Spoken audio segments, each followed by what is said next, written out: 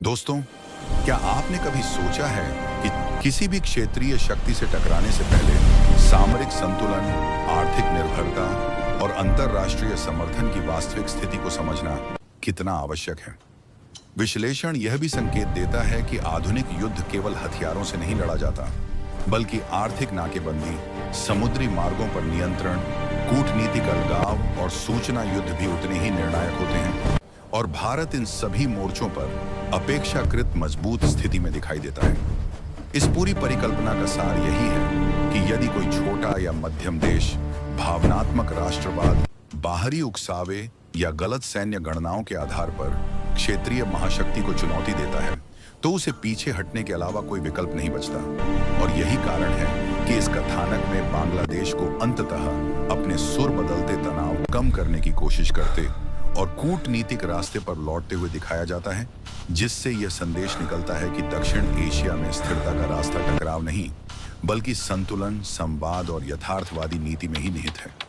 चक्का जाम हो चुका है, यानी कि अब ना तो बांग्लादेश के अंदर कोई युद्ध पोत जा सकता है और ना ही भारत की इजाजत के बगैर बांग्लादेश के अंदर से कोई भी युद्ध पोत आ सकता है। असल में भारत को लेकर इनपुट मिले थे। बांग्लादेश की तरफ से और पाक के बीच में बहुत बड़ी सीक्रेट मीट हुई थी, और इस मीट के बाद बांग्लादेश को पाक की तरफ से कई बड़े युद्धपोत रवाना किए गए थे। यानी कि पाक ने अपने युद्धपोतों को बांग्लादेश के लिए रवाना किया था, ताकि वह कई सारी आर्टिलरी, युद्धक सामग्री और कई टैंकों को और तोपों को बांग्लादेश तक मुहैया करा सके। इसके लिए बहुत बड़ी साजिश रची गई थी। हालांकि इस नाम में सिर्फ पाक का नाम नहीं है, बल्कि चीन के साथ भी ऐसी ही बड़ी प्लानिंग चल रही थी, जिसे हाल फिलहाल में बीते 2 दिन पहले पूरा भी किया गया था। यानी कि भारत के नाक के नीचे से बंगाल की खाड़ी के रास्ते होते हुए बांग्लादेश दुनिया के तमाम देशों से हथियारों के जखीरे मंगवा रहा था और भारत के ऊपर इनका इस्तेमाल करने की बहुत बड़ी प्लानिंग रच रहा था, जिसको लेकर के भारत ने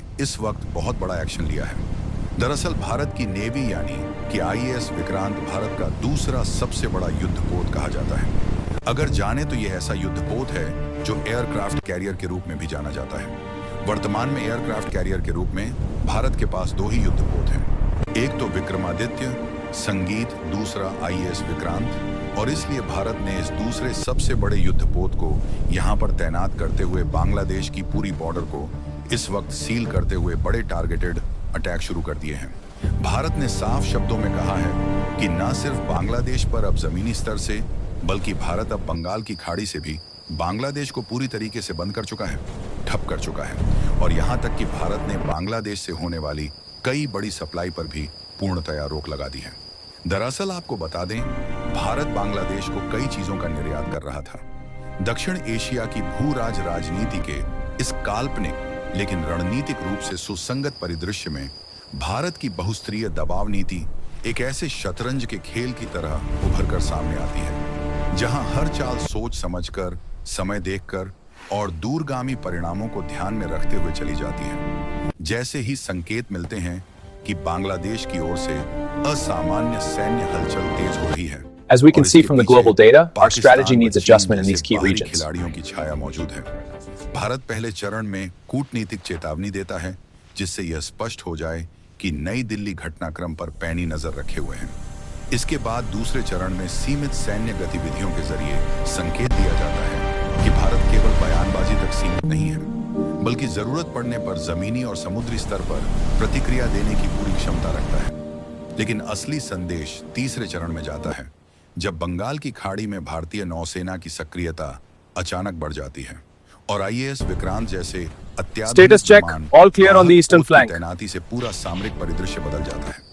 यह तैनाती किसी तात्कालिक युद्ध की घोषणा नहीं होती, बल्कि एक स्पष्ट डिटरेंस यानी निवारक शक्ति का प्रदर्शन होती है, जो यह जताने के लिए पर्याप्त होती है कि भारत समुद्र, आकाश और थल तीनों मोर्चों पर निर्णायक बढ़त रखता है। इसी रणनीति के तहत जैसे ही यह संकेत मिलते हैं कि बांग्लादेश कथित रूप से बाहरी समर्थन के भरोसे बंगाल की खाड़ी में अपनी नौसैनिक गतिविधियां बढ़ा रहा है और पाकिस्तान के साथ गुप्त सैन्य समन्वय कर रहा है, भारत अपनी निगरानी प्रणाली को और सख्त कर देता है। सैटेलाइट इंटेलिजेंस, समुद्री गश्त, ड्रोन सर्न्स और मल्टी डोमेन वॉरफेयर की क्षमताएं As we can see from the global data, our strategy needs adjustment in these key जिसमें regions. हर जहाज, हर मूवमेंट और हर सप्लाई लाइन भारत की नजर में आ जाती है। इसी बिंदु पर कथानक निर्णायक मोड़ लेता है जब यह स्पष्ट होता है कि बंगाल की खाड़ी में बनने वाला यह चक्का जाम केवल प्रतीकात्मक नहीं बल्कि रणनीतिक रूप से पूर्ण नाकेबंदी है। ऐसी नाकेबंदी जिसमें ना तो बिना अनुमति कोई युद्ध Status पोत अंदर check, जा सकता all clear है on the eastern और ना ही flank. बाहर निकल सकता है।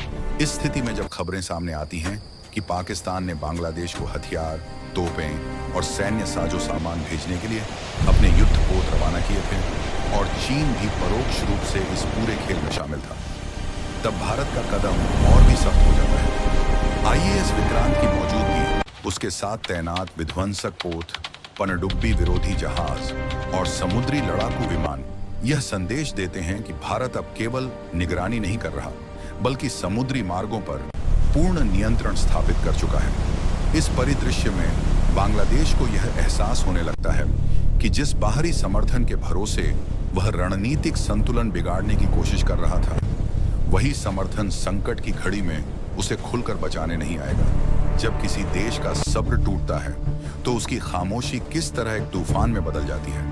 कभी कभी सबसे खतरनाक चीज क्या पूरी अपडेट सामने आ चुकी है? और इस खबर के आने के साथ ही बांग्लादेश की राजधानी ढाका में आपातकाल की स्थिति बनती हुई नजर आ रही है।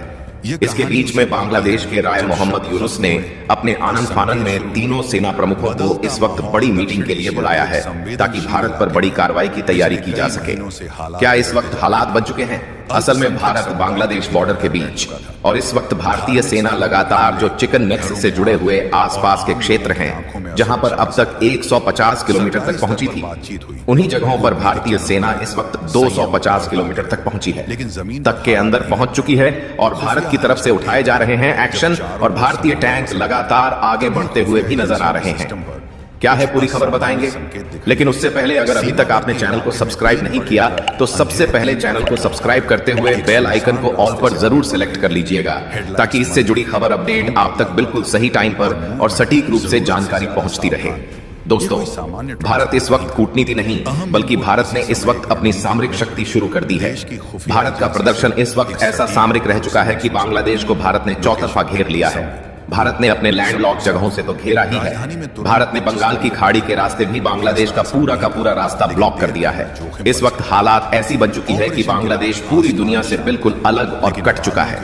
अब तक बांग्लादेश को लग रहा था कि भारत से 3 तरफ से गिरने के बावजूद बंगाल की खाड़ी का रास्ता उसके लिए खुला रहेगा, लेकिन असल में इस वक्त भारतीय एयरफोर्स ने बड़ा एक्शन लेते हुए न सिर्फ इसको ब्लॉक किया है बल्कि भारतीय नेवी की तरफ से भी अपने आईएएस विक्रांत को बंगाल की खाड़ी में उतारे जाने के बाद इस वक्त हालात बिल्कुल भारत ने अपने कंट्रोल में ले लिए हैं।